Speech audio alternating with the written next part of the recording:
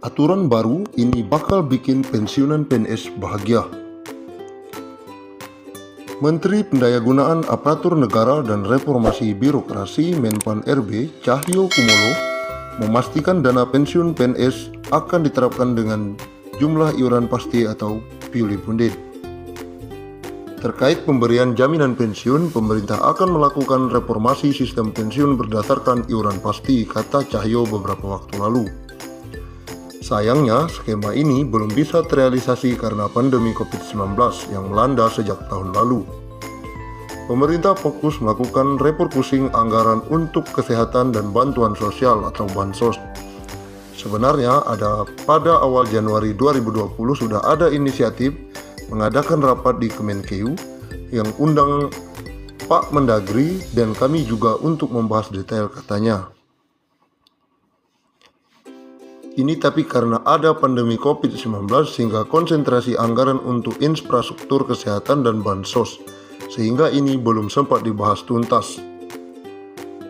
Perubahan skema pensiun ini dilakukan sebagai salah satu langkah untuk memberikan uang pensiunan yang lebih besar kepada PNS saat habis masa kerjanya. Selain itu, skema terbaru ini juga akan mengurangi beban APBN. Saat ini APBN harus mengeluarkan anggaran sekitar 120 triliun setiap tahunnya untuk pembayaran pensiunan. Pembayaran pensiunan setidaknya diberikan kepada pensiunan PNS, TNI, Polri yang jumlahnya sekitar 3,1 juta orang. Kepala Badan Kepegawaian Negara Bima Arya menyebutkan pembahasan skema pensiun fully funded masih bergulir pembahasannya di Kementerian Keuangan, namun akan segera selesai agar bisa diterapkan dalam waktu dekat. Skema dana pensiun PNS Pay As You Go yang masih berlangsung hingga saat ini adalah skema dana pensiun dari hasil iuran PNS sebesar 4,75% dari gaji yang dihimpun PT Taspen ditambah dengan dana anggaran pendapatan dan belanja negara. Sementara dengan skema purely funded, uang pensiunan yang diterima PNS akan lebih besar karena iuran yang dikenakan adalah persentase dari take home pay yang jumlahnya lebih besar. Sehingga yang pensiunan yang diterima jumlahnya akan lebih besar dari skema saat ini. Skema purely funded selain diambil dari persentase THP, pembayarannya juga akan dibayarkan patungan antara PNS dan pemerintah sebagai pemberi kerja. Kedepan sistem ini diubah fully funded, PNS akan bayar iuran sebesar persentase dari THP, bukan gaji, sehingga uang pensiun akan mendapatkan besaran yang lebih baik dari sistem Pay As You Go, kata Bima. Skema Dapun PNS saat ini, kata Bima, membuat pembayaran iuran PNS sangat kecil karena dari gaji pokok, sehingga saat pensiun mendapatkan tunjangan hari tua sekaligus yang jumlahnya dinilai tidak mencukupi. Menteri Pan RB periode 2016 sampai 2018 Asman Abnur sebelumnya lengser dari jabatannya sempat mengatakan salah satu negara yang bisa menjadi tolak ukur dalam melaksanakan skema pensiun purely funded adalah Korea Selatan. Menurut Asman, negara ginseng tersebut memberlakukan dana pensiun sebesar 20% dari gaji pokok, di mana 10% dibayar pemberi kerja dan 10% sisanya dibayar oleh PNS. Skema ini dianggap lebih baik dalam memberikan dana pensiun. Sebagai contoh, uang pensiun yang diterima PNS Korea Selatan mencapai 4.000 US per bulan, sementara uang pensiun yang diterima 350 US per bulan.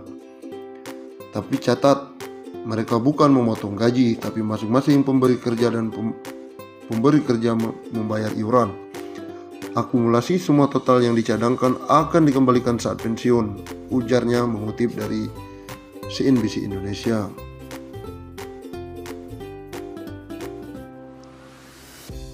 Bahkan tak menutup kemungkinan pensiun pegawai negeri sipil atau PNS mendapatkan tunjangan hingga 1 miliar. Berbicara saat penandatanganan komitmen pembangunan mall pelayanan publik, Cahyo mengaku berbicara dengan PT Taspen apakah mungkin pensiunan PNS mendapatkan tunjangan hingga 1 miliar. Kami dengan PT Taspen juga sudah berdiskusi bagaimana pensiunan ASN itu nantinya dapat tunjangan Taspennya bisa nggak mencapai 1 miliar, kata Cahyo. Berdasarkan perbincangan tersebut, Cahyo mengatakan kemungkinan bagi pensiunan PNS mendapatkan tunjangan pensiun hingga 1 miliar terbuka cukup lebar. PT Taspen Persero sendiri telah menyediakan smart card untuk pensiunan pegawai negeri sipil agar kedepannya tidak perlu antri lagi ketika melakukan pengambilan uang tunai. Ini sangat bermanfaat, apalagi ketika menghadapi situasi pandemi COVID-19. Manfaat lain dari PT Taspen, Smart Card adalah sebagai alat pembayaran yang memiliki fasilitas tambahan program promosi dan diskon di beberapa merek card terpilih yang telah bekerja sama dengan PT Taspen Persero. Taspen melakukan kerjasama serentak dengan seluruh bank pemerintah yang telah ditunjuk untuk bekerja sama.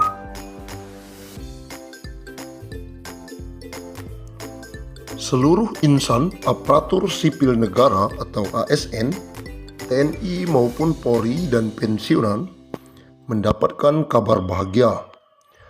Pemerintah memastikan akan memberikan insentif tambahan. Insentif yang dimaksud adalah pencairan tunjangan hari raya atau THR yang akan disalurkan sejak H-10 sebelum perayaan Hari Raya Idul Fitri. Bukan hanya itu, mereka juga akan diberikan gaji ke-13 sebelum tahun ajaran baru. Menteri Keuangan Sri Mulyani Indrawati dalam konferensi pers secara virtual memastikan pemerintah telah menyiapkan alokasi anggaran. Besarannya bahkan mencapai 30,8 triliun. Untuk ASN, TNI, Polri, DIPA-nya 7 triliun. Untuk ASN daerah dan P3K dialokasikan sebesar 14,8 triliun.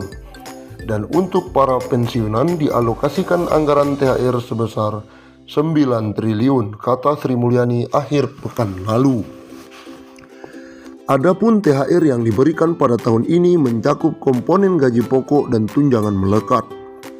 Tunjangan yang dimaksud antara lain tunjangan keluarga, tunjangan pangan, dan tunjangan jabatan atau tunjangan umum. Sementara itu, Bendahara Negara juga memastikan pemerintah akan menyalurkan gaji ke-13 bagi para abdi negara. Insentif yang kerap diberikan setiap tahun ini akan dikucurkan pada Juni 2021 mendatang. Pemerintah akan memberikan gaji ke-13 yang pelaksanaannya akan dilaksanakan pada Juni